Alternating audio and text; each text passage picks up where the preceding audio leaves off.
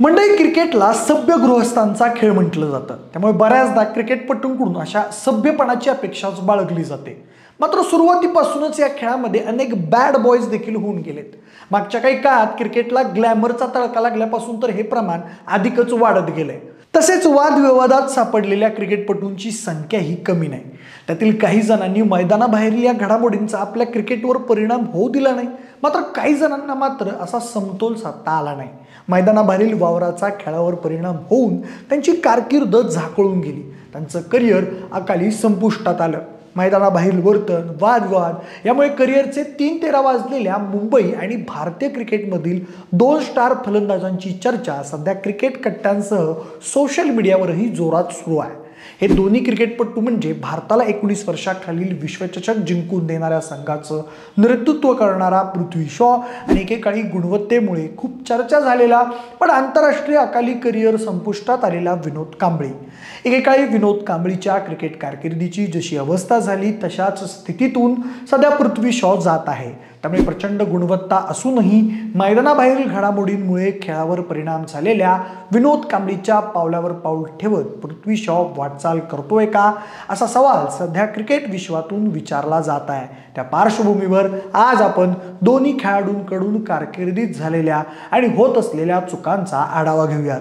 नमस्कार, मी प्रथमेश. तुम्हाला तर माहिती आहे आपला विषयच भारी. मास्टर ब्लास्टर सचिन तेंडुलकर प्रमाणेच रमाकांत आचरेकर यांचा शिष्य असलेल्या विनोद कांबळी याच्या खेळाची 90च्या दशकात खूप चर्चा झाली होती.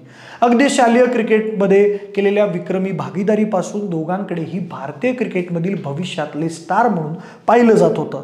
त्यातही डावखुरा विनोद कांबळी हा गुणवत्ता आणि फलंदाजीची शैली याबाबत सचिन तेंडुलकर याच्यापेक्षा कांकणभर सरस असल्याचं बोललं जायचं.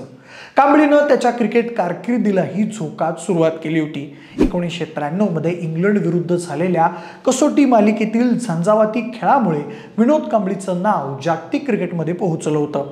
मात्र पुढे कामगिरीत सातत्य राखण्यात अपयश आल्यानं विनोद कांबळीची कसोटी क्रिकेटमधील कारकीर्द फारशी बहरू शकली नाही.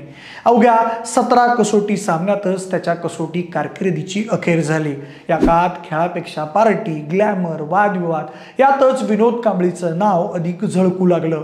त्यामुळे त्याचं खेळावर दुर्लक्ष होत गेलं. त्याच्या कौटुंबिक जीवनातही वादळ आलं. त्यातून त्याचा पहिल्या पत्नीसोबत घटस्फोट झाला.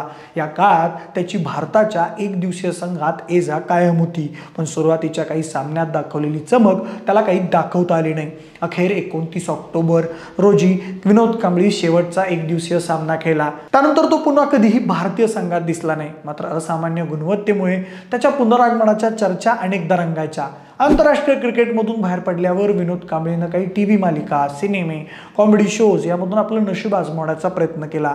पण फारसं यश त्याला मिळालं नाही.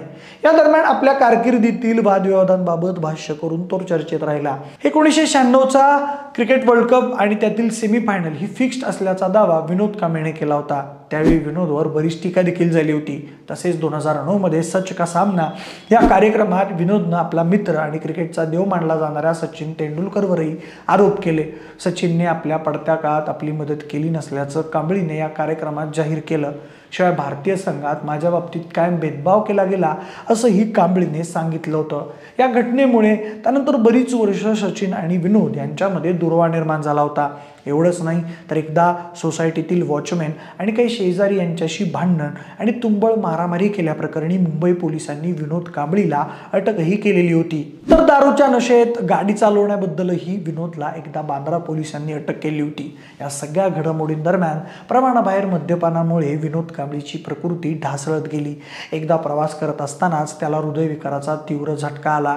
त्यातून तो सावरला. मात्र त्याच्या प्रकृतीच्या कुरबुरी कायम सुरू राहिल्या. त्याने क्रिकेटच्या माध्यमातून कमावलेली कोट्यावधींची संपत्ती जाऊन तो आर्थिक विवंचनेत सापडला. नुकत्याच मुंबईत झालेल्या गुरुवर्य रमाकांत आचरेकर यांच्या स्मारकाच्या उद्घाटन सोहळ्यात त्याची करुण अवस्था पाहून अनेक जण हेलावले. त्याच्याविषयीच्या चर्चा नव्यानं सुरू झाल्या. त्यातच सध्या बॅच मधून जात असलेल्या आणि आणि भारतीय क्रिकेट संघातून जवळपास बाहेरच पडलेल्या पृथ्वी शॉ याची तुलनाही आता विनोद कांबळीशी केली जात आहे। पृथ्वी शॉ हा विनोद कांबळीच्याच पावलावर पाऊल ठेवून वाटचाल करत असल्याचं बोललं जात आहे। साधारणतः 10-11 वर्षांपूर्वी हॅरिस शील्ड स्पर्धेत केलेल्या 546 धावांच्या खेळीमुळे पृथ्वी शॉचं नाव मुंबईच्या क्रिकेटमध्ये चमकू लागलं होतं। पुढे अधिकाधिक उंचावत गेलेल्या कामगिरीच्या जोरावर पृथ्वी शॉकडे भारताच्या 19 वर्षांखालील संघाचं नेतृत्व आलं। तसेच त्याच्या नेतृत्वाखाली भारतीय संघाने तो विश्वचषक जिंकला। त्यामुळे पृथ्वी शॉ याच्या रूपात भारतीय क्रिकेटला एक नवा स्टार मिळाल्याची चर्चा सुरू झाली होती। पुढे रणजी करंडक स्पर्धेसह कसोटी क्रिकेटमध्येही पदार्पणातच शतक पटकावल्यानं पृथ्वी शॉ याची तुलना ही सचिन तेंडुलकर सोबत होऊ लागली। मात्र पृथ्वी शॉ याच्या कारकिर्दीला 2020 मधील ऑस्ट्रेलिया दौऱ्यामधून उतरती कळा लागली। त्यातच डोपिंग प्रकरणामुळे त्याला काही काळ बंदीचा सामनाही करावा लागला। आंतरराष्ट्रीय क्रिकेटमधून बाहेर झालेल्या पृथ्वी शॉने देशांतर्गत आणि IPL सारख्या स्पर्धांमध्ये एकाच दुसरी चांगली खेळी करून तो चर्चेत राहिला, पण त्याचा खेळ हवा तसा बहरलाच नाही। दरम्यान विनोद कांबळीप्रमाणेच पार्टी कल्चरमध्ये पृथ्वी शॉ याचा वावर वाढत गेला। त्याचे मौज मजा करतानाचे काही फोटोज आणि व्हिडिओज सोशल मीडियावरही व्हायरल झाले। याच दरम्यान एका तरुणीने केलेल्या आरोपांमुळेही पृथ्वी शॉ अडचणीत सापडला। तसेच या सर्वाचा परिणाम त्याच्या खेळावरही झाला। त्याची कामगिरी एवढी खालावली की यावेळी IPLच्या लिलावात त्याच्यावर कोणी बोलीही लावली नाही। काही वर्षांपूर्वी कोट्यवधींची बोली लागलेला भारताचा उदयोन्मुख खेळाडू वाटणारा पृथ्वी शॉ आज सर्वच फ्रँचायझींना नकोसा झालाय। एवढंच नाही तर खेळामधील सातत्याच्या अभावामुळे रणजी स्पर्धेसाठीच्या संघातून मुंबईनेही त्याला डच्चू दिलाय। या सर्व घडामोडींमुळे खचलेल्या पृथ्वीने काही दिवसांपूर्वी माझं काय चुकलं नावाचा मेसेज सोशल मीडियावर पोस्ट केला होता। मात्र प्रचंड गुणवत्ता असूनही खेळावर एकाग्रता नसल्यानं पृथ्वीचं खेळाच्या बाबतीत बरंच काही चुकत गेल्याचं स्पष्टपणे दिसत आहे।